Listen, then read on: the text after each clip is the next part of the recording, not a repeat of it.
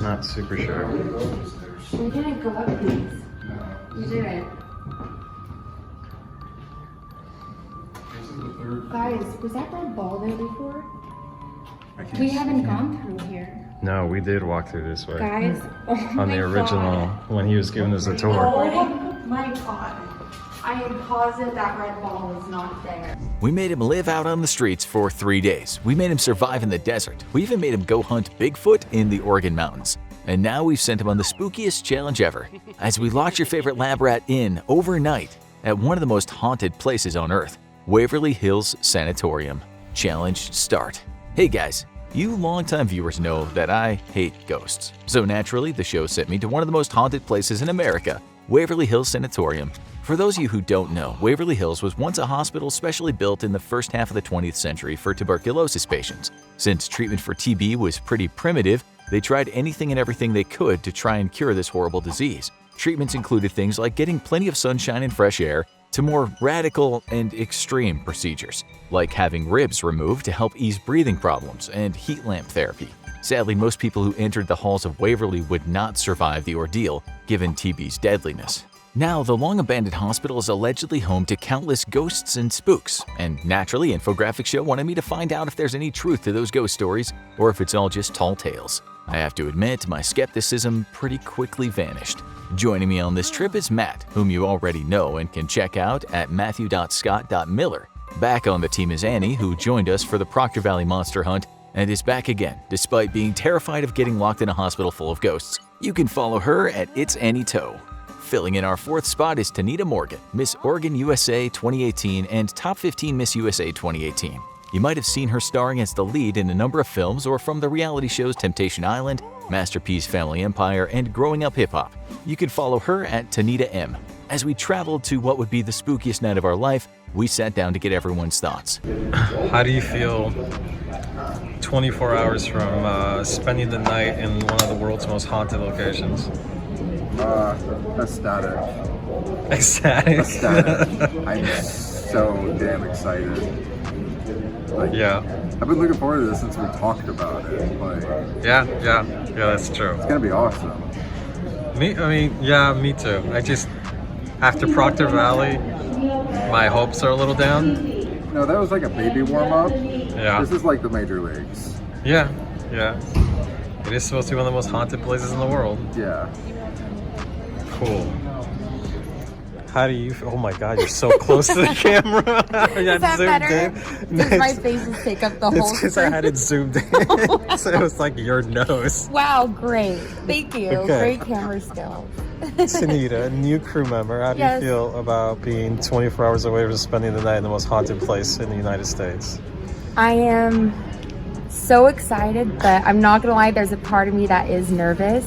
I've never done anything at this scale, and I don't know what we're gonna see. But I'm keeping an open mind, and I'm ready to investigate and see what we could find. Annie, how does it feel to be 24 hours away from spending the night in one of the most haunted places in the world? I am so scared. I am so scared. I'm gonna like have some trauma from the whole thing. But we'll see. Maybe I'll just laugh it off and lose my mind a little bit and regain it when I can get back. Okay, it can't be as bad as Tanita. I pointed out that there was bathrooms there, and she's like, I'm probably gonna be too afraid to use the bathrooms. Always the scary stuff happens in the bathroom. I mean, yeah, you're not wrong. You're definitely not wrong. But if they're like modern and auto flashes, it wouldn't be too scary unless they all start going off. Yeah, Right. like one by one, getting closer to your stall. Yeah. A modern day ghost story. Yeah. Cool. We have one last flight, and then we're there in Louisville. Wait, what was the official? Louisville. Yes. Man, you knew how to pronounce it correctly. Yeah. How have you guys been saying I'm embarrassed. Yeah. Now that we're recording, I don't want to say it how I've been saying it. Not flatteringly, let's say that. We'd be locked inside Waverly Hills for 8 hours, so after getting a good night's sleep at a local hotel, The next day we took in some sights and then got ready for one of the spookiest nights of my life. Before though, we stopped for dinner, which was disappointing to say the least. So I let the girls pick where to eat, and they picked salads.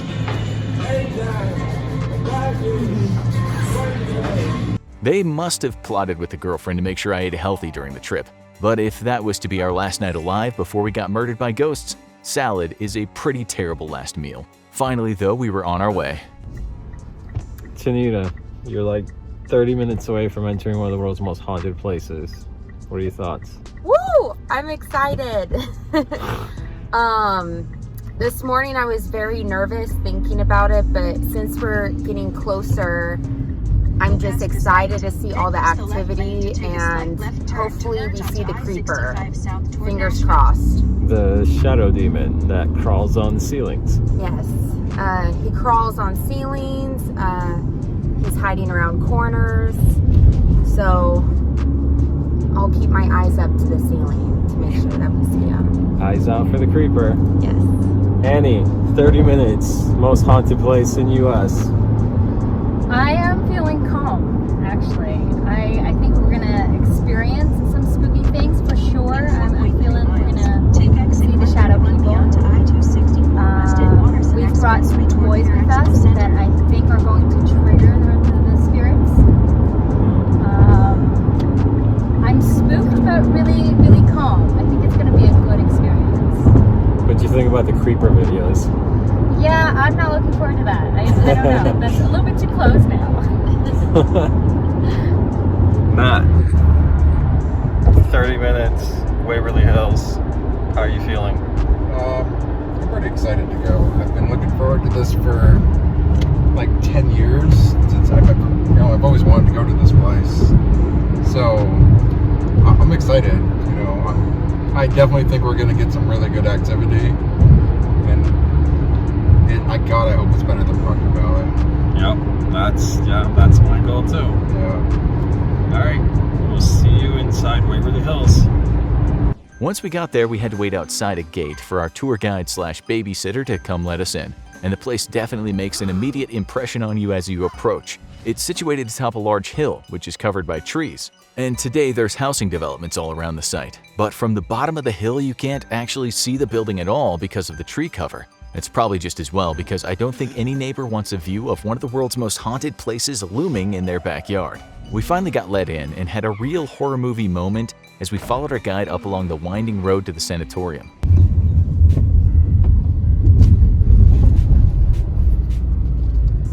Do you know why golfers have to pack extra socks? Because they get so frustrated that they'll peel off the sock and throw it.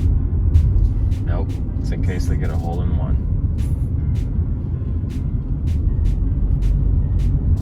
Oh, this is a big place. Yeah.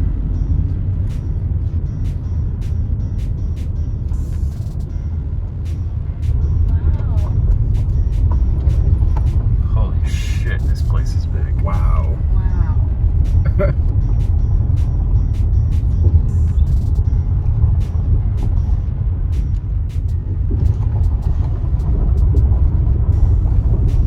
Our guide for the evening was Vince, and we spent the first hour getting a guided tour of the place, along with some history and some suggestions on where we should be hunting. Maybe we didn't really think that we'd get any activity on a tour, or maybe we just underestimated Waverly Hills, but we didn't bring our cameras or recording equipment, which was a serious mistake. While most of the tour was uneventful, when we got to the Death Tunnel, things got otherworldly real fast. Now, the Death Tunnel is the name for a 1,000-foot tunnel that links the sanatorium with the bottom of the hill it sits on. It was originally for bringing up supplies, but as the death toll started to mount into the thousands, it started being used to transport corpses while keeping them out of the sight of the patients, hence the name. As Vince was telling us the history of the place, we all suddenly heard a conversation taking place, seemingly from right around the corner. It was clear as day, and after we noticed it and went quiet, it lasted for another few seconds before going silent again. What's weird is this wouldn't be the last time this happened that night. It would be a recurring theme. After regrouping with a new appreciation for Waverly, we decided we'd split into teams of 2. Tanita and I would investigate from the bottom up, starting at the death tunnel, while Matt and Annie went to the 5th floor children's ward and moved their way down. Then at some point in the night, we'd switch partners, but first we did a walkthrough of the entire location together. Yeah, one sec.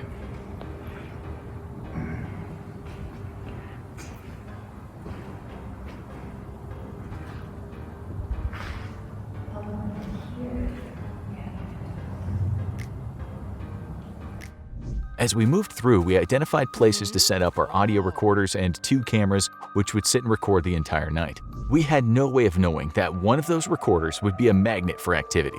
While walking along the fully exposed solarium on the 2nd floor, 2 of us heard what sounded like small feet running barefoot on the concrete.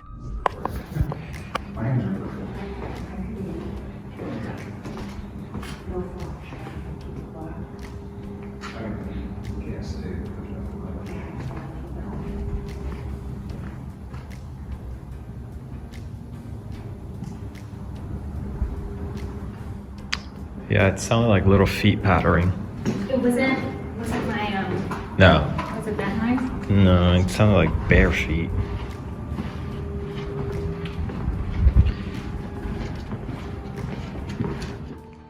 Let me make a disclaimer here that live action is pretty new for the Infographics Show, so we still had limited equipment. Keep pushing those videos up to 1 million+ views though, and maybe we can strong-arm the show into buying better gear. For now though, the only night vision camera we had, we chose to set up in one of the most active areas of the building. So most of what you're going to see is with flashlights, unfortunately.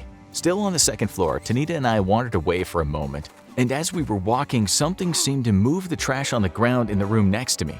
Sadly, because every train in America decided to come barreling through the local area that night, picking it up on audio was kind of difficult. Wonder what they are.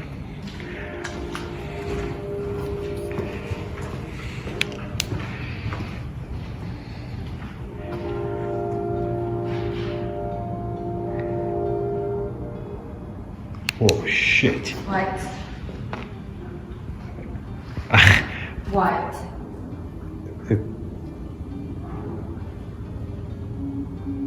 It sounded like something was moving, like trash in here or something. But see, the window's open, so I can't for sure, like I can't say for sure there wasn't a bird out this window. Yeah. But It sounded like a bunch of... man, that's a giant dragonfly. By the way, if you spot any shadow people in our videos, leave a comment. There's at least one in one of these clips, but I'm not going to point it out to you guys. We continued our walking together, heading to the 3rd floor. And let me tell you, I've seen pictures of the inside of this place, but in the pitch black, it's definitely one of the spookiest places I've ever been. For 30 minutes? I really didn't get a weird feeling off that. That was the room. That was the room that I felt Yeah, like. that's It's not too more than 30. Yeah. Yeah, I think it's on this floor. No, not on this floor. No, yeah. The very end. It's the 3rd floor. Is it what floor we have, 2? Yeah, 2nd floor. Oh. See, the problem too is I have no way to mark what floor these pictures are on, other than. That is a good point. So anything that we get, we might have to send email back to these people here and ask them if they can identify exactly where it is. Well, they probably. Yeah. Graffiti stuff. That sucks. That sucks that there's so much graffiti here.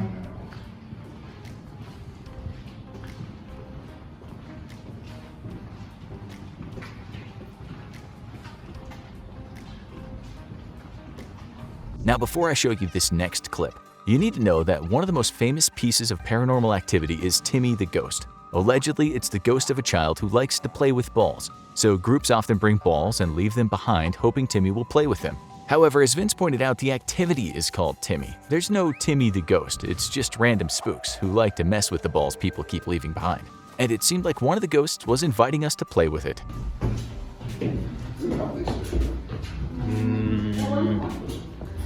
Not super sure. We didn't go up these. We didn't. Guys, was that ball there before? We haven't gone through here. No, we did walk through this way. Guys, oh On my the original, God. when he was giving us a tour. Oh my God. I am positive that red ball is not there. I think it's the trespasser like screwing with us. Yeah, we're on the 3rd floor. Yeah, no, we remember we walked on this floor, but we walked it in dark. What is that reflective red Remember light? you told us we had to walk Yeah. in this in darkness? Yeah, but okay. Everyone turn your lights off. Sorry, I just buttons. Give eyes a little bit to adjust.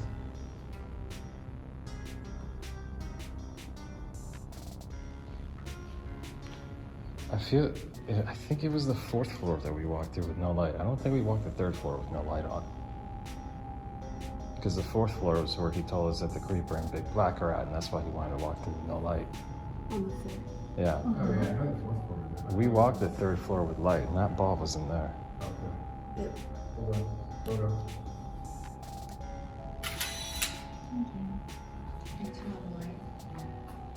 Oh, you know what? Can you put a glow stick here? Yes. Yes, I will. The reason we used glow sticks was to mark places of interest to return to, or things like balls that we came across. That way we'd know for sure the exact location of each ball and be able to tell if something had moved. Just so happens the 3rd floor is apparently where most people get something playing with the balls they bring. The 3rd floor is also where our guide Vince told us a rather tragic story. Oh shit. What? They said like every hair on me just stand up. Hold on. Let wash. Do you want to try it again? Because I have my light on. No, it's fine. I got it. Okay, so this is the room that the homeless man was living in, who is the only actual person that was killed on the property. As we were told, he was living here with his dog. The owner of the property heard about him because security kept telling him about him. So he came up, talked to him, and the homeless guy said, hey, listen, I keep people out of here. Why don't you just let me crash here? Let me live here. And the owner said, sure, okay. And so the homeless guy stayed here with his dog, keeping people out. And one night, 3 teenagers broke in and they chased the homeless guy and his dog, brought him into this room, and they beat him and his dog to death with a crowbar. Then they took both the bodies, dragged them down here, and threw them down the elevator shaft. Oh, the elevator's right there. Now, when I tried to research the story after getting home, I couldn't find any news articles about what's supposed to be the only homicide verified to take place on the property. Given that this happened long before the internet, it's possible that the records of the incident never got digitized. Or maybe it's yet another urban legend. If anyone finds proof that it happened, please be sure to link it below. Next, we went to the procedure room on the 3rd floor where they handled the less, should we say, fatal procedures. For some reason though, Vince warned us that this was one of the most active places on the property, and he was 100% correct. We got a ridiculous amount of activity on the recorder we ended up placing here. Don't worry, you'll get to hear it for yourself soon. Yeah, wow, this room is freezing cold. Hold on, let me try that again. That's why I said, fuck this room when I walk in and take a picture. Wow, that's crazy. It's like mild out here. Yeah, it's mild, and in here it's like a refrigerator. Holy So shit. cold. Are these windows open at all? No, these are shut. No, but, well, there's a crack here. Yes, remember, we were just on the H room where there's no windows. Yeah, the H room wasn't this cold. And here, there are windows, but it's cold here. Is this because this is a corner room? So it's getting hit with wind more? Possible. There is no place for cold to escape. Man, it is like refrigerated in here. Yeah, it is a noticeable difference. But there's a ball in that corner. Just touch ball. Yeah, I saw that one when he was taking us through. All right, set a glow stick in here. We kept running into cold spots throughout the building, but the really strange thing is that the entire front of the building on every floor is wide open to the elements. The entire front on each floor is a giant solarium where they used to wheel patients out to get sunshine and fresh air. The place was abandoned. There's no doors or windows on the entire front area, letting the wind and elements come right into the building. The temperature outside that night was in the low 60s, and yet for some reason random places throughout the building were freezing cold. Could be like entire rooms in this case, but often it was just small spots in random places, like in the middle of the main hallway. This doesn't make any type of sense, because with no windows or doors, the temperature should be relatively the same throughout the building, let alone in the same room. As you'll see later, it makes even less sense when those cold spots run straight through you. Of course, I'm a pretty inexperienced ghost hunter and had no idea that cold spots are a sign of ghosts. As we stepped out of the room, we couldn't help but notice the very noticeable difference in temperature, which again just doesn't make sense, especially because the room in question actually had windows to keep the wind out.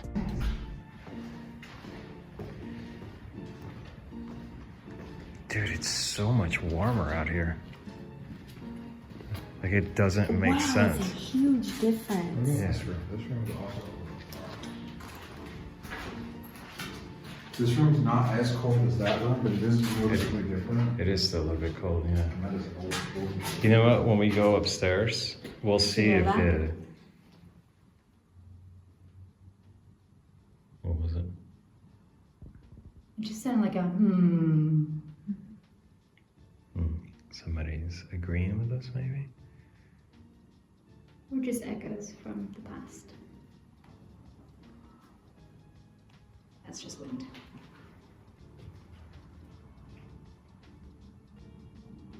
That kind of sounded like a woman's... No, that was the wind. Was it? No, Yeah. that was not the wind. That was a woman's voice. You heard it too, Yeah, right? I heard it very clear. Like it very much sounded like a woman's.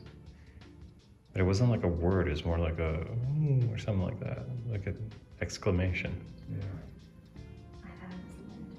You're probably going to have to turn your speakers up if you want to hear the woman's yell, but it is really clear that what we heard and recorded was not the wind. Here, take a listen for yourself.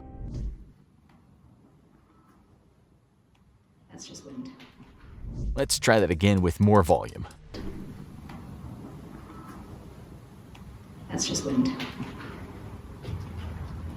Yeah, sorry Annie, but wind doesn't scream. And if you're not convinced yourself, don't worry, because that's far from the only scream we recorded that night. As I briefly cut the camera, Matt got spooked by something behind him, but then the girls would almost give us both a heart attack. Definitely heard someone behind me. Alright. We are definitely gonna We're check this spot out. definitely Yeah. hitting this whole spot up. Should we just go straight up here? That wasn't in there. Wait, guys. What? There's a red ball in that room. This big room that we're just playing it. Shut up. Oh my god. Holy shit. Oh wait, Oh my god, we were in the big room. Okay, caught that. Literally. But both of us at the same time. Oh my gosh. Alright, this place is spooky enough, guys. Now. Yeah. Okay, so we know there's a red ball here, Right. and there's a red ball at the end of the hallway down there. What blue ball? Or There's a red ball. It was red, right? There's a red ball on the floor down there. There's a blue ball on the windowsill. Yes. 2 rooms past the red ball. There's a red ball in this room. There's a green ball in this room. And there's a green tennis ball in that room. we have to keep track of all the balls now. I can't blame them for being scared. That red ball did look exactly like the one that mysteriously appeared in the hallway we just moved through. This is right on the end, because I haven't photographed it. Perfect. Alright, so we are going up to the 4th floor now. And the 4th floor is where we have been told to look out for the creeper. An entity that has been known to approach people, crawl along the ceilings and the walls. And I wonder if any of you caught it, because I didn't catch it myself until reviewing the video later. Right as I talk about the creeper crawling on the ceilings and walls, the camera records what sounds like a very feral growl or scream from somewhere far away. I would normally just have disregarded it as a weird camera noise, except me and Tanita would get growled at later in the night. Here, take another listen. ceilings and the walls. Try higher volume. Ceilings and the walls. Is it coincidence too then that we ran straight into another cold spot at that exact same time? And It's cold up here. Really cold. Wow. It's cold. it's like as cold as that room. Yeah, it is. Oh, I got goosebumps.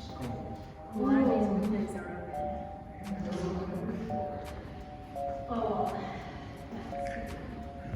Yeah, okay. Anyways, so the creeper inhabits this floor. Although our tour guide told us that he does like to make his way to other floors. He's also said that this floor is notorious for shadow people who will move in between the rooms, peek out of the rooms, and walk down the hallway. Oh, there's another ball. And there is the third entity called Big Black. And it's called that because it is just a massive wall of shadow that likes to block out light and likes to block out the windows so you can't see anything out the windows. Turn your guys' lights off for a sec. Let's see if maybe we'll get something to break the laser beam.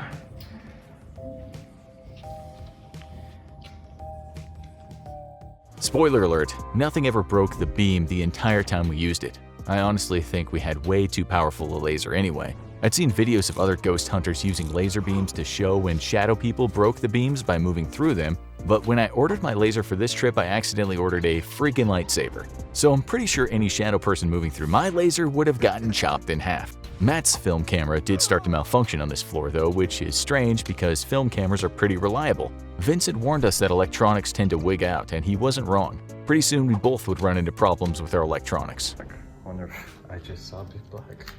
You gotta come up with a better name than Big Black. Yeah, we do. The wall. Because that's literally what it looked like to me. Alright, so unfortunately you guys wouldn't even have been able to see it if I was rolling, but there's a little bit of light coming through the windows down there. Yeah, camera can't see it. And the light just kind of blacked out. And then after a few moments, it started slowly shining again, almost like something huge was blocking the light, which is exactly what our very friendly tour guide described as being what we're now calling the wall. Hey, that ball was, yeah, that was there, right? Yeah. Okay. We would do a lot of moving around with no lights on, hoping to spot shadow people when I had what might have been an encounter with the wall. By the way, Vince asked us to come up with a more PC name for Big Black, so you're welcome to borrow the wall. It's all yours. Sadly, even if I had my camera running the entire time, you wouldn't have seen anything. Sorry, more night vision cameras are on the budget wish list. Believe me. IR lights is This is the Oh, yeah. the axe store. So here we have axe marks from where this was back after they closed it as, what was it called? When they, We will flash the name here. yeah, the name will appear there. Anyways, so 3 teenagers broken. I swear, something's fucking What was it? like shuffling feet again, like we were hearing when he was walking us through here. Only this time it was right behind me. Man, this floor. I do not like this floor. Okay, anyways. So, 3 teenagers broke in here, like they used to do back in the day, and they used an axe to break into the building. And then suddenly the security patrols that are on the outside heard them screaming and yelling for help. And when they came up here to get them, they found them on that side of the door, or sorry, on this side of the door. And they had used an axe here to try to axe their way past the door because they said that something was in here with them and it wasn't letting them open the door and get out. So when the security got here, the security just opened the door like that and it opened right up. But they took the axe to here, trying to chop their way through. They broke this window. I imagine they probably broke it trying to reach in and see if there was some way to open the door. And they weren't able to open the door at all when they were on this side of it. Listen, my time in the military regularly put me in life and death situations, but those were dangers I could see. All these random voices, shuffling feet, and strange sounds were things happening around me that I couldn't see. Big scary monsters in the Orkin Mountains, weird eye shine running by 8 feet off the ground in the SoCal desert. I'll do that again any day. But how do you defend yourself from a ghost? All right, so we are on the 5th floor, which on that side was children's room where children were kept. And then on this side, what was on this side? This side was for the terminal patients that had the Brain. yes, the brain tuberculosis. That's the right. worst possible thing. So this one had 16 beds for the adults, and the other side there were 16 beds for the children. And No, here, what's mostly relevant to people that know about Waverly Hills is the legend of the nurse that killed herself, and they say that she hung herself from this pipe in front of room 502. As we were told by our tour guide though, there's one big problem with that, in that these pipes were actually installed after the suicide took place. And the suicide was an actual historical event, but she wasn't found there. She was actually found right there. And as our tour guide told us, the way that she was found, and it was from one of the custodians that used to work here. He said that she was found hanging from up there, and there was nothing around for her to actually have climbed up onto and then hung herself. So he suspects that it was murder. We will definitely be trying to get some EVPs here. Maybe do some sit-ins.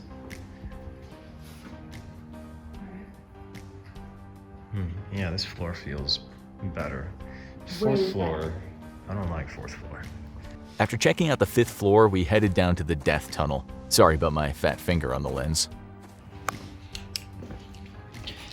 And down we go from the 5th floor to the 1st floor. I mean, we could skip the 4th floor. We can just go straight down these stairs. yeah, let's just go straight down. I think it's unanimous. Every last one of us hates the 4th floor. What about you? What's your feelings on the 4th floor? I don't know if I'm psyching myself out. I mean, it is uncomfortable. But I don't know if I'm just psyching myself out or not. So that's definitely a spot when we break up into teams we should be. On the way to the death tunnel, though, we had to cross the building's lobby, which was the lair of Tom the ghost. Tom. Was it, yeah, was it Tom or Tommy? Tom. I wonder if he wants to sit in the chairs so I can take his photo. Tom, if you're here, you can sit in the chair and you can act like you're the king of the place and I can take your photo. 3, 2, 1. Thank you.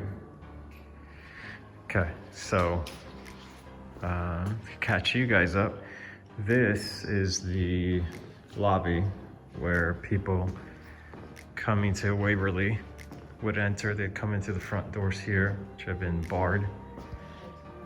They would come right in here, and then the nurses wing was this way over here, and we're not allowed to go in the nurses wing because they're using it as storage right now. But there is a ghost here, which people have reported, named Tom, who apparently is a bit of a misogynist and has been recorded on EVPs calling women dykes and making derogatory remarks towards them. He also apparently likes to show up on EVPs whispering things like, "What are you doing?" and stuff like that.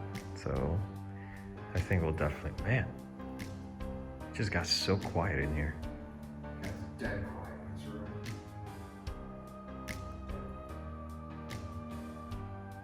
It's weird because the rest of the hospital, like, there's so many sounds. This place is like a highway sound. This place is like a dead zone. Yeah, so we will definitely be doing a sit-in in here for sure. We never did get much activity from old Tom, but as we moved to the laboratory, Waverly really began to come to life. In fact, by now we'd already set up one of the recorders on the third floor procedure room, the place that was abnormally cold, and we'd been warned that had so much activity we shouldn't spend more than 30 minutes inside. As we were busy on the third floor, the recorder in that room picked this up.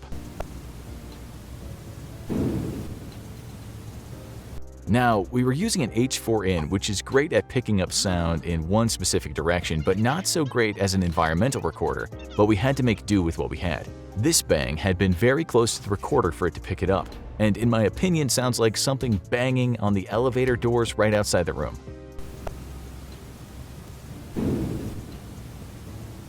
"45 seconds later, we picked up this long, low moan from somewhere on the floor.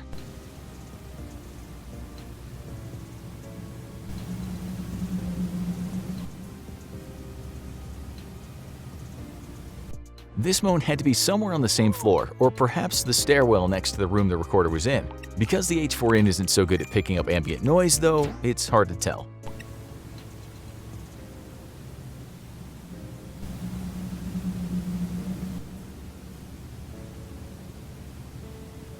"5 minutes after the first moan, we caught what we believe is a second moan, even further away.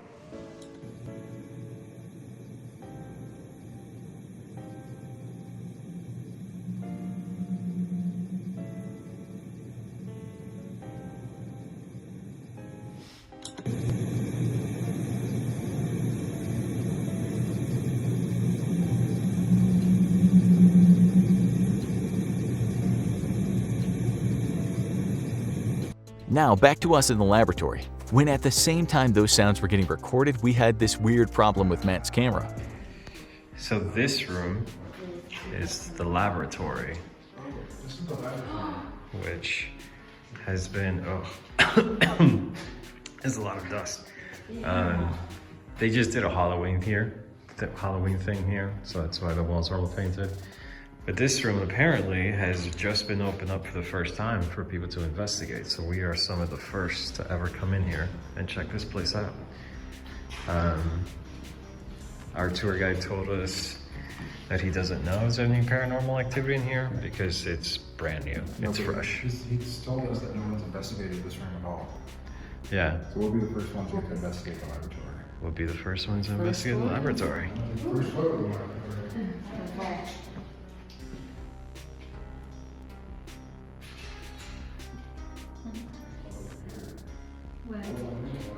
What did you see? I'm just trying it on the table. What happened? My lens fogged up. What? How could it have fogged up? I can see. Oh, yeah, there's fog. Yeah, look, there's condensation in my lens. In the lens. Oh, that is not good. I can't get that out. It's very dry in here. It's almost, I don't want to say it, but it's almost like something blew its breath on your lens. I know. Right when I took the photo, and I saw the lens just go like that. Yeah. Right when I took the photo. It is bone dry in here. Very dry. I'm gonna try to take a good one. Okay. Okay, all I see is condensation. I guess we'll Let's never see. find out. How many photos do I have? Okay, I got 3 left. Yeah, your glasses are crystal clear. Like there's no condensation in your glasses. but I don't know if you can actually put the camera to look through it. No, I don't think I can. Hold on, let me find it. Oh, there it is. Sorta. You can't see the details enough. Okay, but I mean, you can probably see it in the lens if you look at the lens with the light. It should be right on the side. Yeah, hold on, I gotta pull focus to it. Yeah, you can see it's foggy in there. Yeah. I mean, I've been using cameras for 10 years and I've never had that happen. Well, I have had it happen, but like slowly over time and in a very wet environment. So there was another investigator that came here that I remember watching, who had a similar incident with his DSLR lens. Yeah. And he literally could not get it out even when he took it home. It just stayed concentrated. He actually had to take it to a camera shop to get it removed. Well, maybe Tom just ruined your lens. All right. We are going to the death tunnel now. Interestingly, the fog cleared up as soon as we left the laboratory.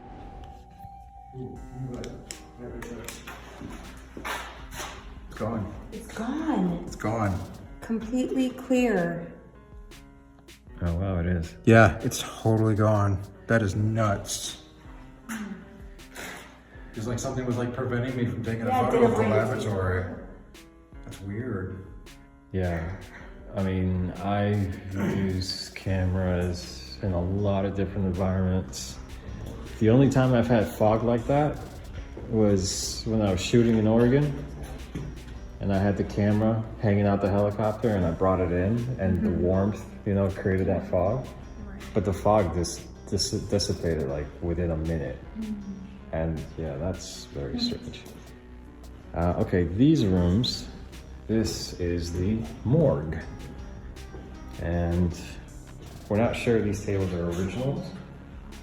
The person that sold them to the new owners claims that at least this table was an original. This is where they used to bring the bodies of the patients that died. And this is also where they used to keep them. We've been given permission to crawl inside this one, but not the other ones. So guess who's gonna be crawling inside? Yep. 3 out of 4 of us would end up crawling inside, with Tanita having her own up-close encounter with something spooky. As we finally got to the death tunnel now, it was my turn to start having camera issues that would last the entire night. Conveniently, I would start losing recorded files after catching some phenomena on camera, almost as if something didn't want us to record it. Okay, well, Maybe it'll come back. there's no file there. Okay, well, that's... Okay, this place I'm is... so freaked out. What the hell? Okay, so to explain to you guys, sorry, you guys probably don't know what's going on. We are in the death tunnel, and I just shot a 3-minute video explaining everything that happened in this tunnel, the history of it. We heard some movement behind us back here, but apparently the file didn't record, even though, I mean, you can see the numbers right now, it's recording. And Matt saw it too, it was recording. And the file just disappeared. So 3-minute file, 3-minute video clip, totally disappeared on us. I mean, let's hope it went to your cloud. I have no reception in here. Oh, wait, there's no reception No, here? there's reception in here, but it takes a while to upload. Mine has no reception in here. I checked. Okay, I have one door. I swear I just heard another shuffle again. Yeah, I did. I'll take a photo. I'm not hearing it. Yeah. That's weird. Oh, that's the end of the... Well, yeah, because you said you only had 3 left. Yeah, that's it. Let's sit quiet for a moment. Yeah. 'Cause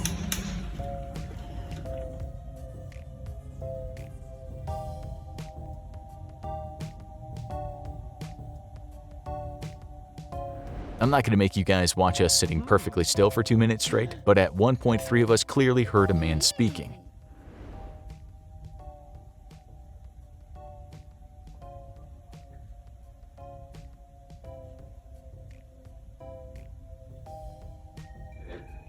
No, but you heard it there. I heard someone talking. There was a man talking over there. yes.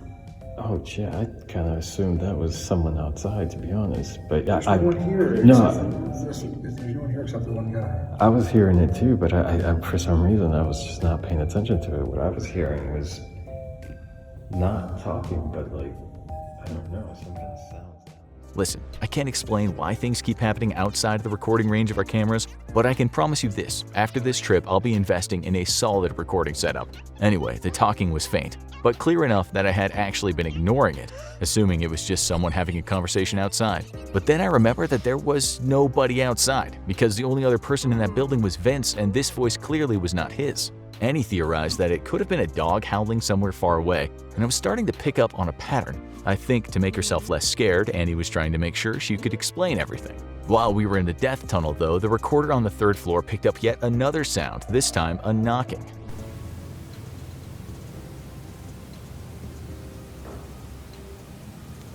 This time it sounded like something knocking on wood rather than metal.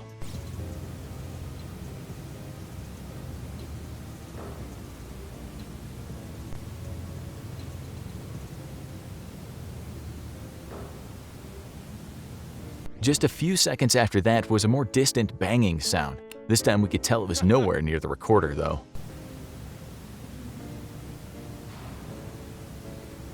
To me, this sounded like something hitting metal doors of an elevator in the center of the floor, which would have been about 200 feet away.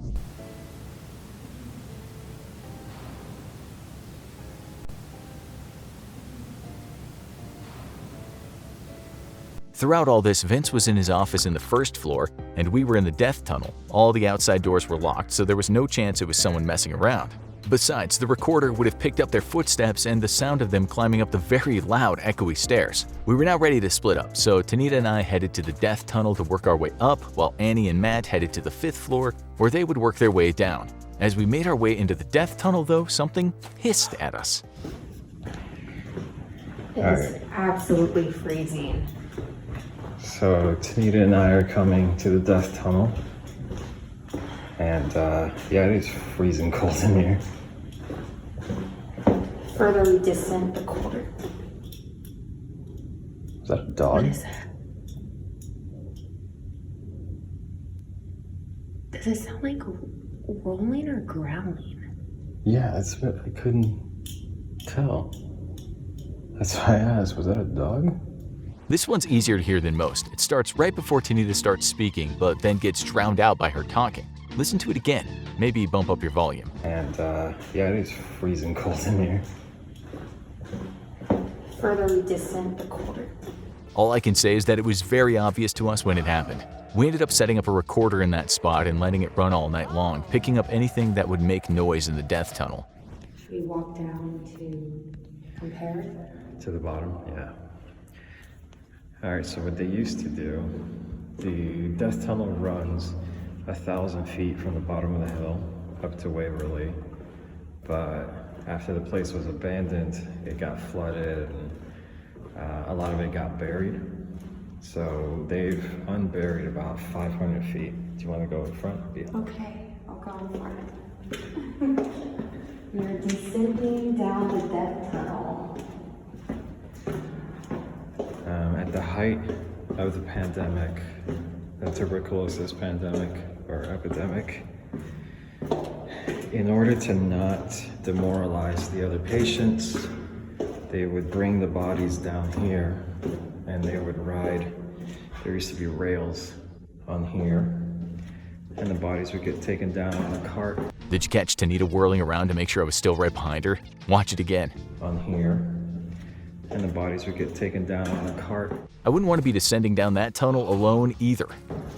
All the way down the hill to where a hearse or a family member could pick the body up. And used to be 1 death an hour, so you're talking about a lot of bodies coming through this tunnel. People have said that they've seen full-bodied apparitions in this tunnel. One guy was walking up the tunnel, and when they looked behind him, there was a woman standing behind him. So he dropped all his gear and just started running for it. Oh my gosh. Hopefully we don't run into her. Or hopefully we do. We have had 2 different perspectives on what we're hoping for down here. I don't know if I want to run into her. I think that's the difference between Tanita and I. I was eager to run into a full-bodied apparition. She was more than happy to leave all the strange activity at weird noises and disembodied voices. It is freezing down here. So cold. It's way colder down here. I feel like in a minute we're gonna be able to see our breath. Oh shit, I almost fell. No, I almost fell. Cause Okay, do you want to stay right here next to the stairs? I think I'm alright. I think. We're getting a lot closer almost to the bottom. Alright, so once we get down there, we'll turn the lights off and just sit and listen. Let's see what we got. Once we got to the bottom, we decided to spend 10 minutes doing an EVP session. So we are at the bottom of the death tunnel. And this is as far as you can go because everything past this point is still collapsed. And somebody brought a ball down there. Yeah, it is really cold down here. Like I'm on the verge of shivering, it's so cold. Joe Phelps, if you're watching. All right, we're gonna sit for a bit and see if we hear or see anything. Should I turn off the light? Yeah. We should probably both be facing that action. Yeah.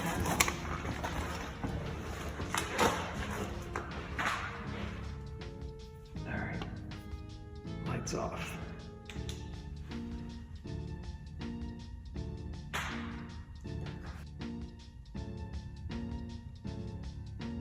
I don't like this. I don't like this either. For the record, I straight up don't like this. It didn't take long for us to record solid evidence of something sinister.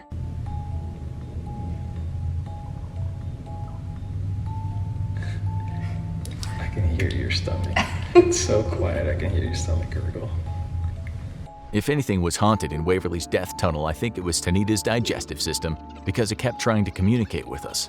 Did you come down this tunnel so your family could pick your body up?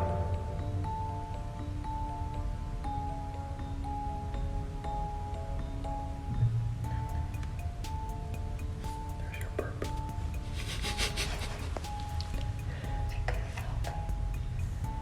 But then we recorded something that was definitely not Tanita's bodily functions. In fact, despite it being so obvious, when we checked the audio later, neither Tanita nor I had heard it. Did you know any of the patients here by name?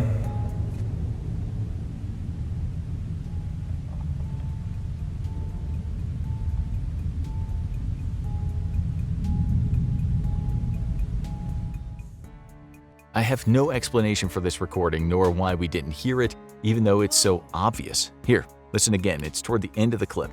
Did you know any of the patients here by name?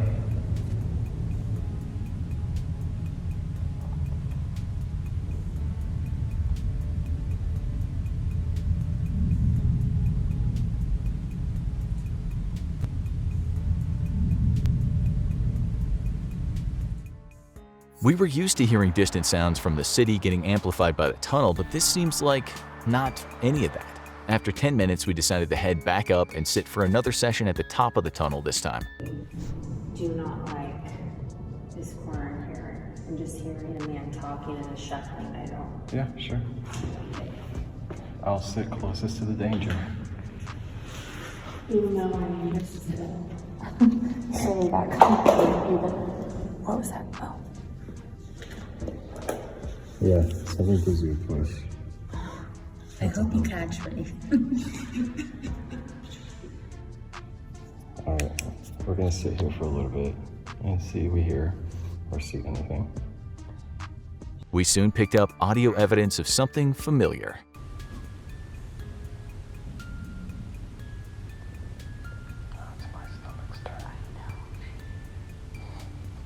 We were getting pretty solid proof of the afterlife of our salads. After spending a good half hour in the death tunnel, it was time to move on, so we headed over to the morgue. Once more reviewing the footage after the fact revealed something that we had missed while physically there. Alright, so we are in the morgue. And this is where they used to put the bodies. Obviously the plywood is new. And this is where they would perform autopsies. These two tables are supposedly originals.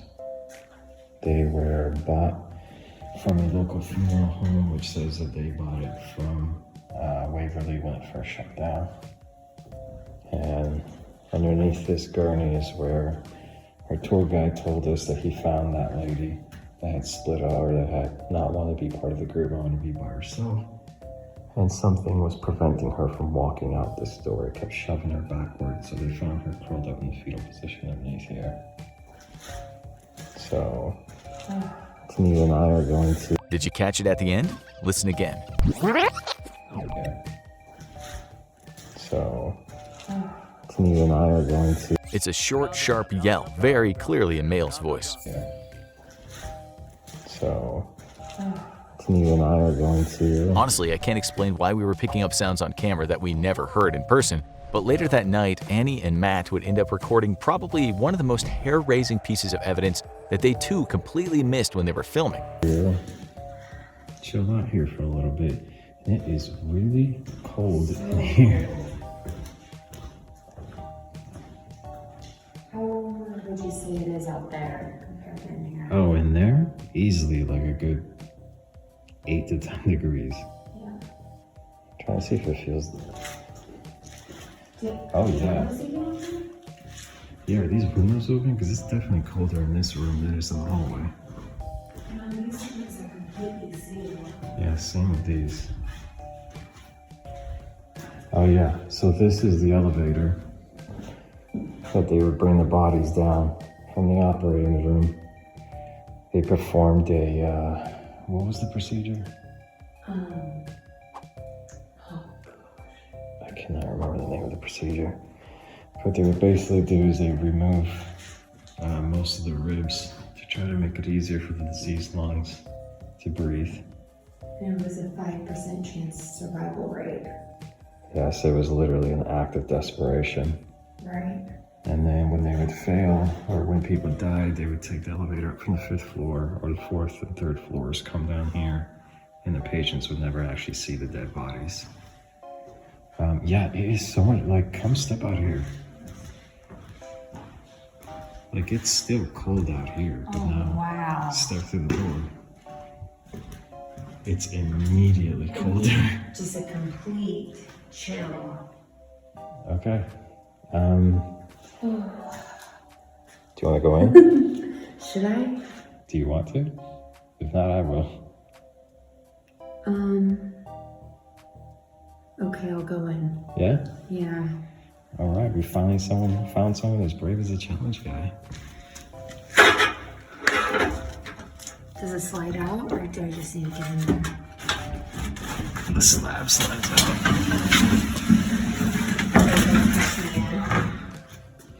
I feel like I think you should just slide in there. It's gonna break. Oh my god. Just climb on in there. Did I mention to you that I have a little bit of claustrophobia? I mean, it's not that tight in there, right? It's not that tight. Okay, I'm going in.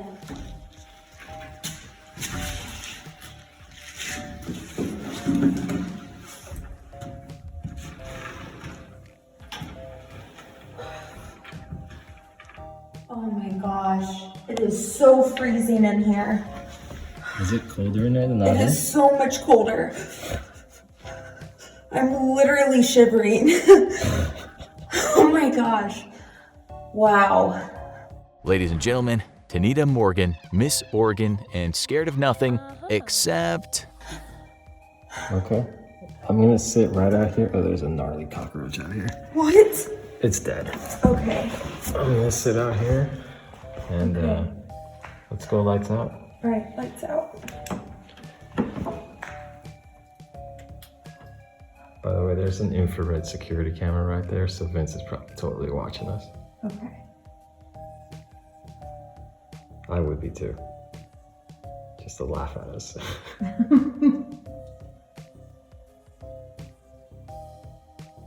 Oh shit. What? Did you hear that? Yeah.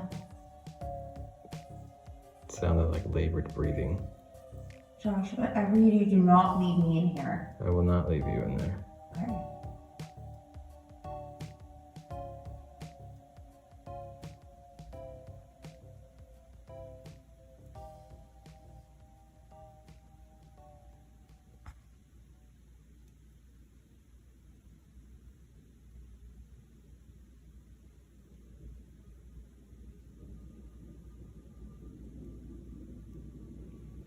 Is that you?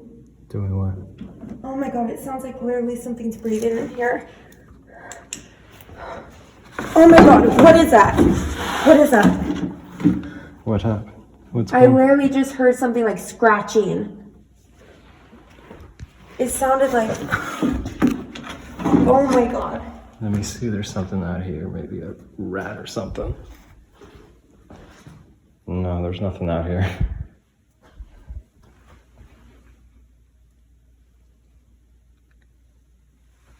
Wow. Do you want to come out? Yeah, I think I want to come out. It's not good. It feels like someone's in there with me. Oh my gosh. Well, it did used to put dead bodies in there. This, if you followed the challenge episodes, this won't be the first time I've climbed into a corpse cabinet. You want to go in? Yeah.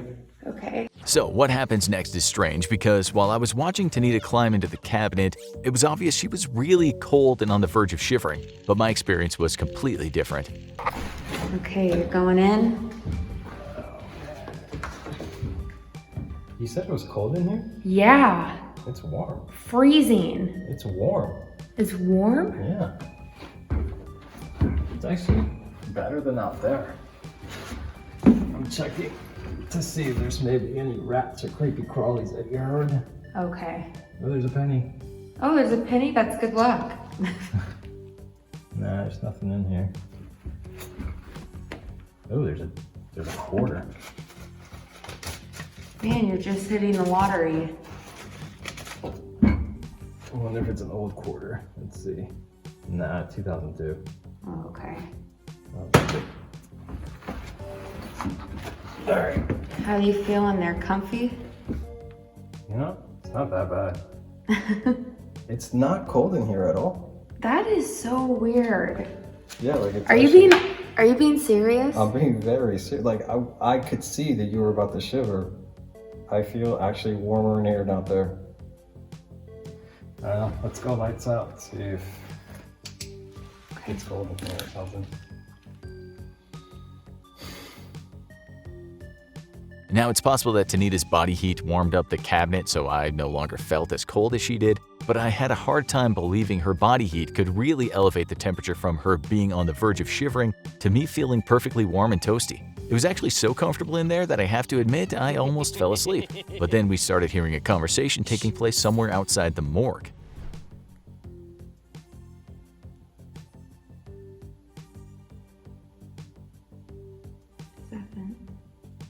I don't know. I hear it too. Sounds like a man talking. Yeah, I can hear it from in here too. Honestly, again, I'm short on answers why I could hear the man speaking from inside the cabinet, but the camera barely picked anything up. I know we're not using the best equipment, but it was clear enough that you guys should be able to hear it on video.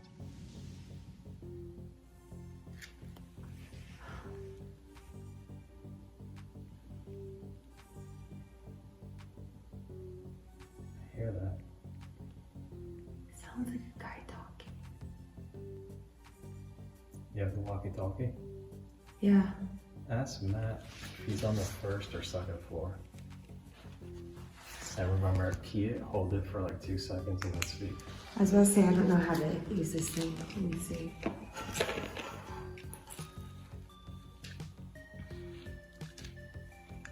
Dude, I am so cozy in here. Hey, Matt. Are you currently talking?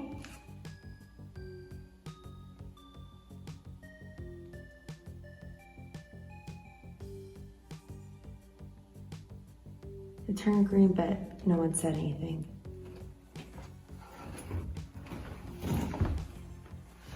Let me see it.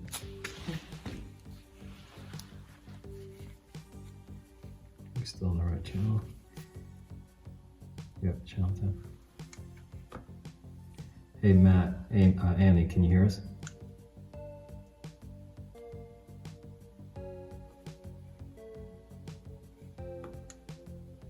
Matt, Annie, can you say again?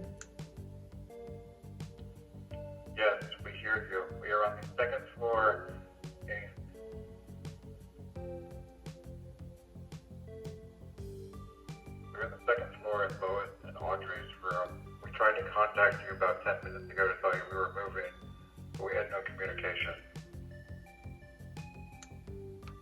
Yeah, we were in the death tunnel. We just left like 5 minutes ago. We're in the autopsy room. Hey, were you having like a kind of loud conversation with someone about 3 minutes ago?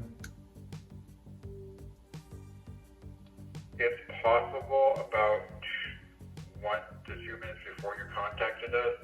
We turned the spirit box on the second floor.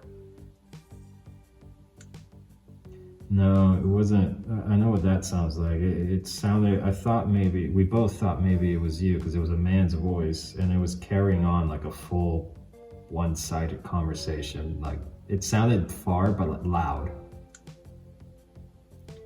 That was definitely not us at all.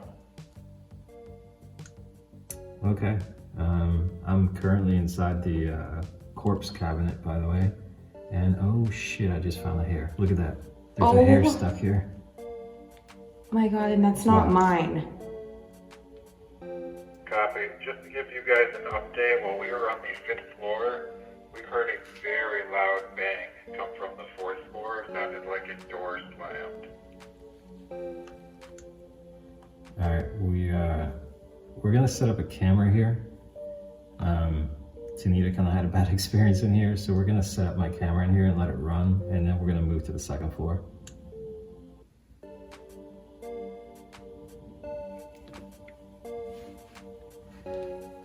Copy. After you set that up, we're gonna head to base camp for a bathroom break. Copy. Did you get that hair on the camera? Yeah. I'm focusing on it. Yeah, it's stuck in there. Right there. I don't think the camera's really seeing it. Oh, there we go. I caught it. That could very well be corpse hair. Man, I gotta tell you, it's cozy in here. Like, I could stay in here all night. It's so warm in here. That is... I can't believe that. I literally was in there shivering. I believe you because I can see you and hear the way you're speaking. Oh my God. That banging sound that Matt and Annie heard? Well, the recorder on the 3rd floor picked it up, but we'll get to that soon. Anyway, we set up the night vision camera here, hoping to catch something, and moved on. Meanwhile, though, Matt and Annie were getting some interesting things in the spirit box on the 5th floor. I'm not a big believer in spirit boxes because I know they jump from frequency to frequency, making it easier to hear random bits of conversation or a song and then think it's a response, but there were a few instances that I thought were particularly interesting.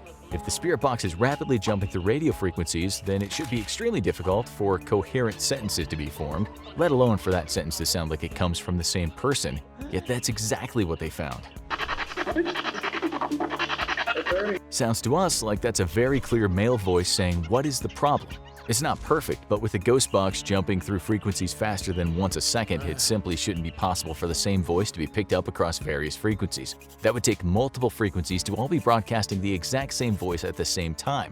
I know that when you tune into a station, you can typically hear it even if you aren't tuned perfectly into it, but the spirit box is jumping through frequencies so fast that this overlap can't be responsible.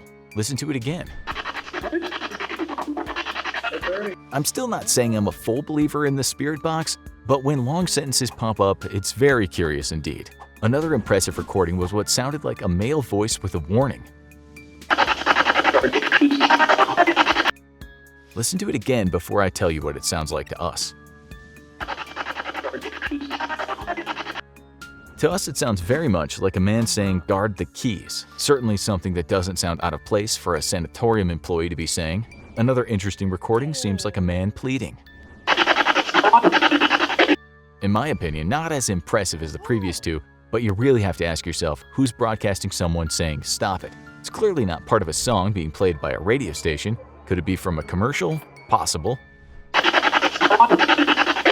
So this might not really sound like much, but consider what the spirit box normally sounds like.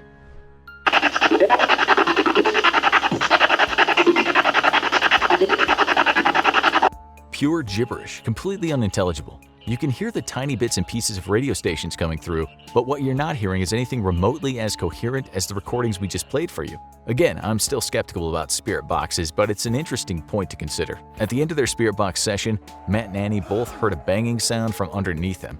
It's really faint in the recording, but if you listen carefully, you should hear it. Did you hear that? Yeah. That was right below us. I felt it in the floor. It's right there in the first few seconds of the recording, a distinct thump. Listen again, maybe turn your speakers up. Did you hear that? Yeah. That was right below us. I felt it in the floor. Now, what's interesting is that the H4 Inn on the 3rd floor heard it too.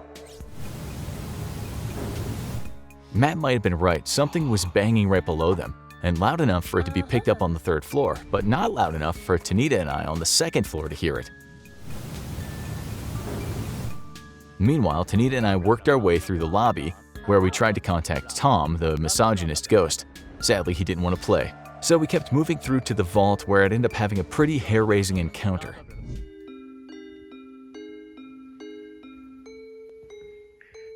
Is it just me, or does it feel like there's certain spots that are a lot colder than others?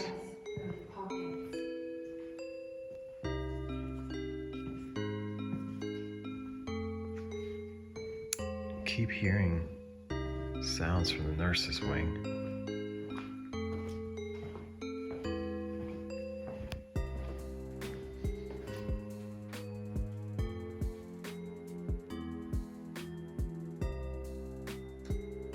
That's where we kept hearing a bunch of those small sounds.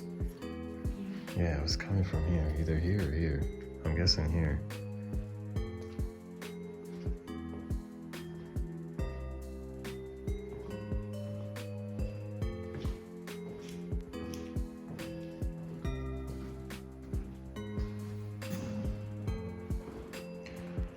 Oh shit, this is the vault.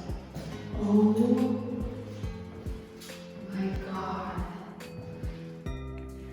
Look at all this. This is where the lady passed away. So, a nurse that used to work here got Alzheimer's, and I'm just making sure that this thing can't close on us. Okay. Does the door close? Oh, it could though. Yeah, it could. Maybe wedge something in there or something. Yeah. Fire extinguisher. Maybe? Okay. Now, us talking about that door closing is very interesting. Tanita specifically said we should make sure a ghost can't close the door and lock us inside. It was meant as a joke, but we couldn't guess that later Matt and Annie would pick up the clearest EVP we ever heard right in the same location, and the ghost seemed to be discussing me and Tanita. First, though, I went ahead and locked myself in the vault with Tanita standing guard outside. I stayed inside several minutes in the pitch black and was recording my experience with what seemed like, it's difficult to explain, but like something darker than the normal pitch black of inside the vault. Finally, I couldn't take it anymore and I GTFO'd. But surprise, surprise, technical malfunctions once again. Nope, nope, nope. Nope. There was just a sound out here. Like a dink, like another lock sound. Well, there was something in here. What happened? I put myself with my back against that corner, and I started walking towards the door, and it just looked like there was a huge shadowy something here as I got closer to the door. Do you think it was? The wall? Yeah. I don't know. It just looked like, I mean, it's pitch black in here, but it looked like more dark. Right. And yeah, I got the super chills walking past it. I don't want to be in here anymore. Okay, let's get out of here. Also, guess what? What? It refused to record again. I lost the clip. I just started to have to record a brand new clip. Let's Are review. you serious? Then, as I'm explaining to Tanita that I was losing media while recording myself, wouldn't you know it, but most of the file mysteriously disappears and only this piece got saved. You do that and it goes to this screen. Right. It did that, but it wouldn't actually record. It would just go to this screen. It wouldn't record. I've never had any recording problems like this, and I've been able to record just fine since our trip, but for some reason in Waverly I was having entire clips that were clearly being recorded just disappear, or segments of clips. A lot of times when this happened, it was just as we were experiencing phenomenon too, which only makes it more frustrating. Moving on to the second floor, Tanita and I moved up to the room of one of the patients who had tragically died on site. Her spirit is said to continue haunting the facility, but for the life of me, I couldn't remember her name. Alright, so we are on the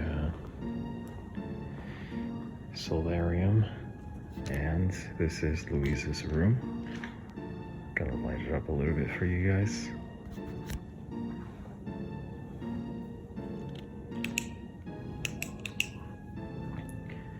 This is Louise's room, and I'm trying to piece the story back together, but there were two sisters who had tuberculosis. One of the sisters got pregnant when she was allowed to go home for a little bit, but then she got TB again, so they brought her back. She had her child while here, and in order to keep the child from being infected, they immediately separated her from her child. And so the only time she was able to see the child is when she would get wheeled out here to the solarium, and then the cars would pull up to there, and they would hold the kid up so that she could see her own child. Eventually, one of the sisters got better from TB, and she was allowed to go home. The other sister stayed behind, and that sister ended up dying at age 26 or so of TB, and that's Louise, I believe. Louise, who died here. And this was her room. This is not her bed though. We were told that this is just a random bed that fits a time period. This was not her bed. So let's sit here in the dark a bit and see if we get some. Jesus fucking God. Oh my God. Yeah, that's scary. I scared myself.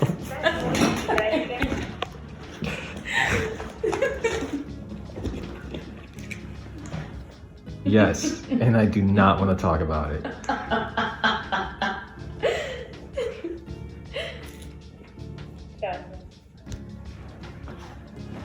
Okay, let's sit here in the dark a bit. Yeah. Oh, do you have your recorder? Again, we realized that we had recorded activity without realizing it. Listen carefully to what happens immediately after.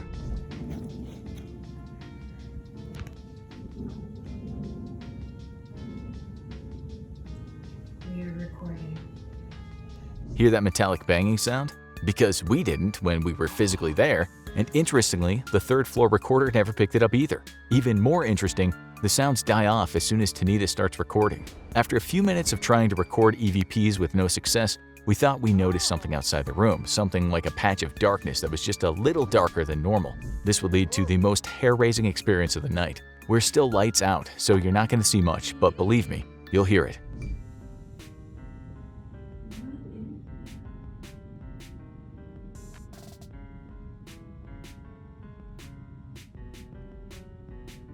Come here a second.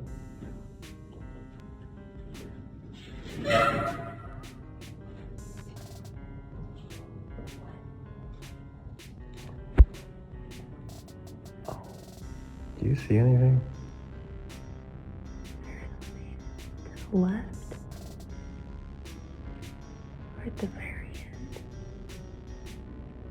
I can't make it out. I don't know if it's me. Is it near somebody at the end of the hall? Let's walk towards them, see if they react. I'm going to spare you guys a lot of walking in pitch black, but as we moved down the long hallway, it seemed like the figure we were seeing kept moving back further away.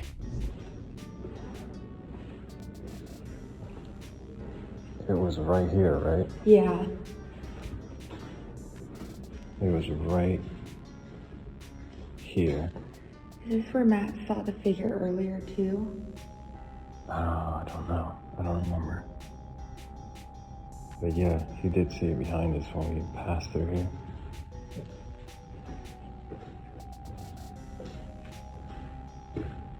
We really need like a good night vision camera because I don't think this camera's picking up much of this darkness. Maybe we should grab the night vision.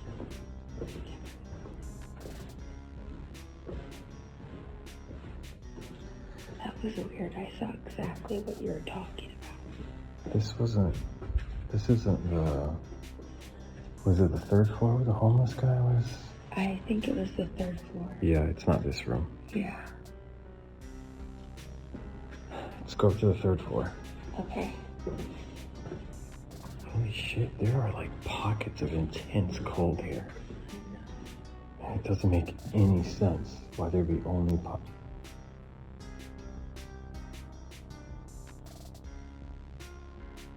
Is there something white on there? Yeah. I can't tell I think if it's my eyes messing with me. I see like something white in the center there. Yeah. It's That's, like floating kind of. that's exactly where I'm seeing it. And I can't tell. Is there something on the door? Or is it? Looks like it's just past the door. That's what I was just trying to Did it just flash? Did you just see a little flash of light? Yeah, I did. We both saw something very lightly colored that seemed to pulse briefly, but it was so faint it was difficult to tell if it was just our eyes playing tricks on us. Sorry, I know it's too pitch black for the camera to see much, but we didn't want to turn our lights on in case it made whatever we were seeing vanish. We kept pushing back down the hallway, trying to figure out what we were seeing. Tanita was really having a bad reaction to this experience.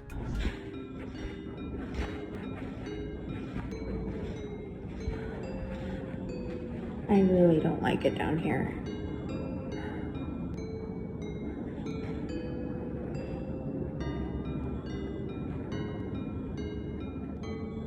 It would have been like right here, right? Yeah.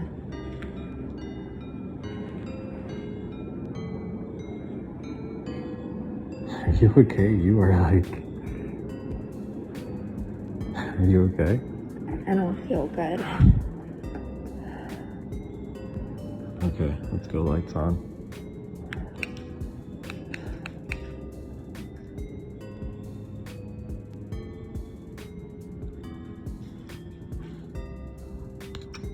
I don't know. Let's go to the third floor.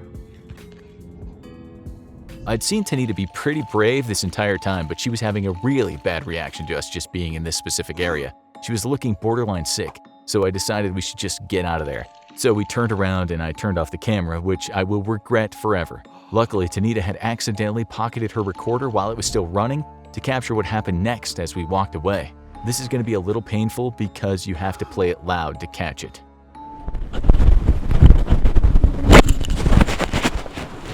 I wish you guys could have heard it the way we did because it came from the end of that hallway where we were just at, and it nearly made us jump out of our skin. Take another listen. You can even see where the moan takes place when you import the audio file into an editing program.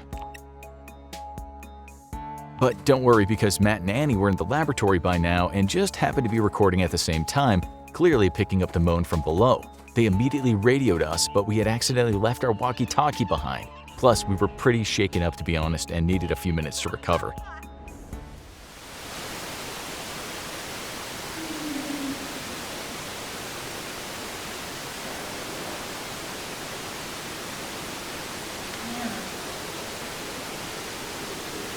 We heard something on the floor above us. It sounded like maybe a chair being dragged or someone moaning.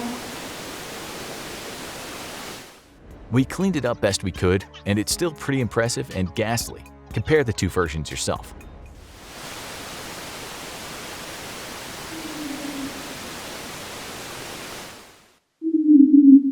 Unfortunately, the third floor recorder was picking up so much activity it didn't pick this one up. But it's still pretty impressive that Matt and Annie were able to record it. Vince even heard it in his office.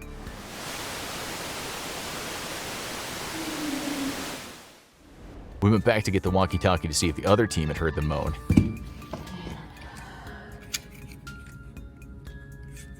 Oh, I have it still on. Oh, I hope I caught it. It's still on. Oh, please, I've caught Oh that. my god. Okay. Hey guys, we were out of radio contact for a bit. The walkie fell out of my pocket. Did you guys hear that moan? Yes, we heard a moan. We didn't know if it was like a chair being dragged on the floor. Did it sound pretty loud and it lasted for a good 3 to 4 seconds? Yes. Yeah, okay, so we just walked all the way to the end of the second floor and we kept seeing like shadowy figures, and we had stopped and turned around and we were gonna walk up to the third floor and the moan came from right behind us.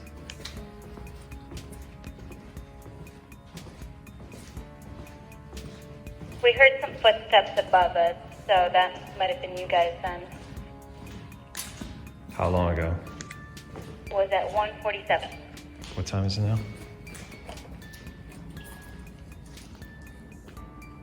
150. That might have been us walking to get to the walkie. Gotcha.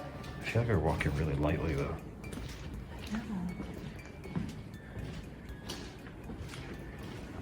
I hope that recorder picked it up. I had it on the whole time. I really hope so. That was loud. After recovering, we moved on to the third floor. Oof, it's really cold in here. I don't understand why when we're standing out in the solarium with no like wide open to the elements, it's like So cold, but much. it's not that cold. Right? And then we just Hey guys, so at one point Matt wants to do the fourth on his own, and I know we said we'll do the fourth all together. Maybe we'll do the fourth all together right now and then leave Matt alone? yeah, let us spend a little bit of time on the third floor because we just got up here. Give us maybe like 20 minutes. Gotcha, 20 minutes. But yeah, I don't know why there's these pockets of like intense cold. And they're everywhere. Yeah.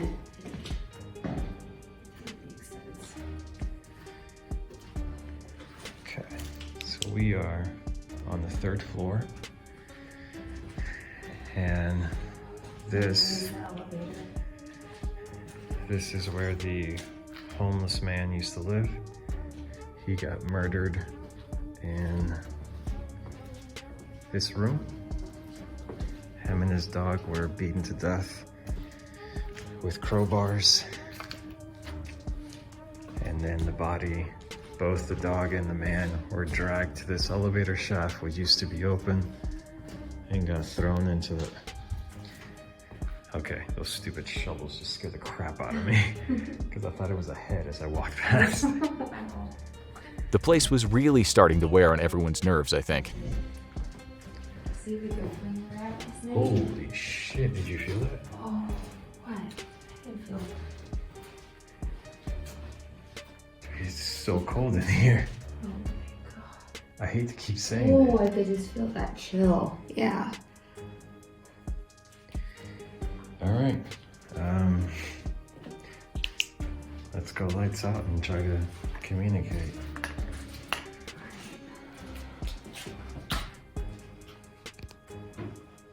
You have your recorder? I'll spare you guys 20 minutes of sitting in the dark, seeing nothing, and asking questions into the darkness. Honestly, I have to admit these EVP sessions make me feel kinda silly. We got no response. But maybe I shouldn't be so quick to judge EVP sessions because while Tanita and I were on the third floor, Matt and Annie went into the vault and got something truly terrifying. Remember how back when Tanita and I were down there and she had mentioned that we should be careful that ghosts don't lock us inside? Well, as Matt and Annie were doing an EVP session, they got what sounds like two voices discussing doing exactly that. We tried to enhance it for you already, but you may want to bump up the volume a little bit.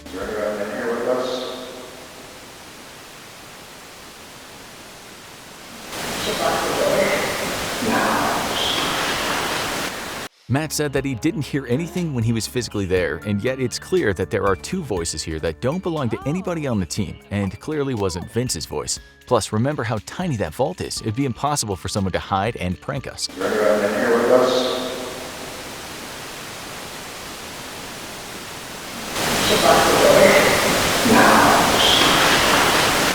To us, it sounds like one voice saying we should lock them both in, and a second voice says no.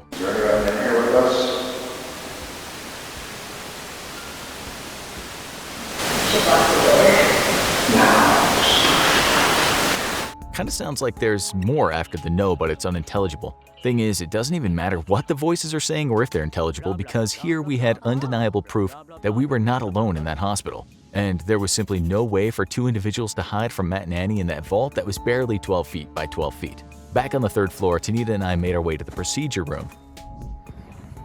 So we are headed now. Oh shit. It was like a knock. It was right. Like, either he.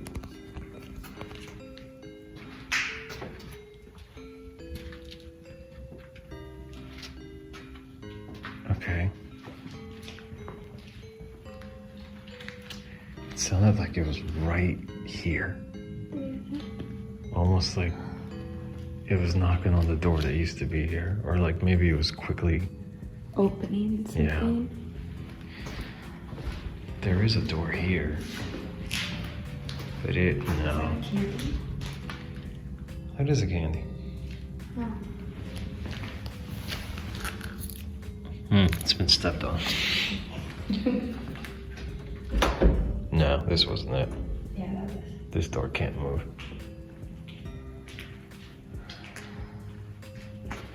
Well, let's walk along the inside. I guess they want us to walk on the inside.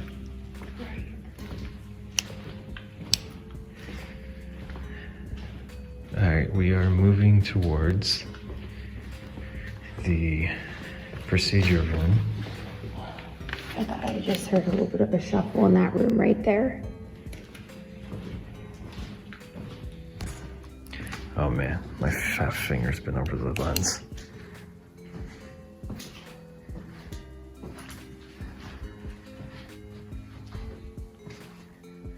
Did it sound like that? It was just a quick like. Yeah. Like that?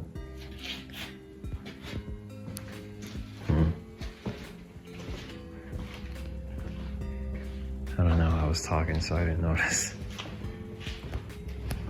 I keep putting my stupid fat finger over the lens. Oh, I hate it when that happens. Alright, so we are moving towards the op room that we were warned is very active and not to stay in longer than 30 minutes. And it's that room right there. Are we gonna break the 30-minute? Not right now, because we told Matt and Annie we were gonna meet with them. Look at that. Maybe we should do this one all together. Let's sit here a little bit. See if we get anything.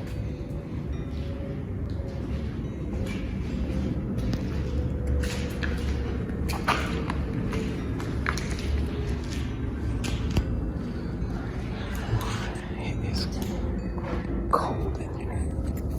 We sat again for an EVP session, but ended up getting nothing on our recorder. Finally, the entire team met up on the 4th floor, and me and Matt decided to try and leave the girls alone for a bit and see if we got some activity on our own, or vice versa. We walked to the hallway with lights out, hoping to spot the creeper, and we did just that. Ball. Man, this destroyed my night vision again. Oh shit. Right fucking here, dude. Fuck me. What? I feel really cold. It was like a fucking dog. A dog? Yeah, I shit you not, dude. I felt something really cold, but... Like right after I complained about my night vision, like a dog came out this door into here, straight to you. But like I couldn't clearly see it was a dog because it was like, I hate to say it, but it was all shadows. Yeah. Came right out of that door, turned, and walked straight towards you. I don't know how to explain it to you guys. I know it looks pitch black on video, but to us, we could see well enough to navigate thanks to the light coming in from outside. As we walked down the hallway, I accidentally clicked on my flashlight, which ruined my night vision. But as soon as my eyes started adjusting again, I clearly saw something large and black moving along the floor and straight at Matt. What's interesting is that Matt immediately points out he feels really cold even before I tell him I saw something run basically through him. I can only guess this was the infamous creeper. I tend to not make any definitive statements about things we experience, but I know for a fact that I saw something run out of that room, low to the ground and straight at Matt. What it was? No clue. We kept walking down the hallway, both our nerves on edge, and ended up scaring ourselves silly. Oh yeah, that's right. Holy shit, I thought that was a person. I know. Oh, fuck. Yeah, that totally looked like a person. Oh, God. Oh man. Yeah. That heart skipped a bit. Yeah, I thought it was a person too. Yeah, You want to walk away from me?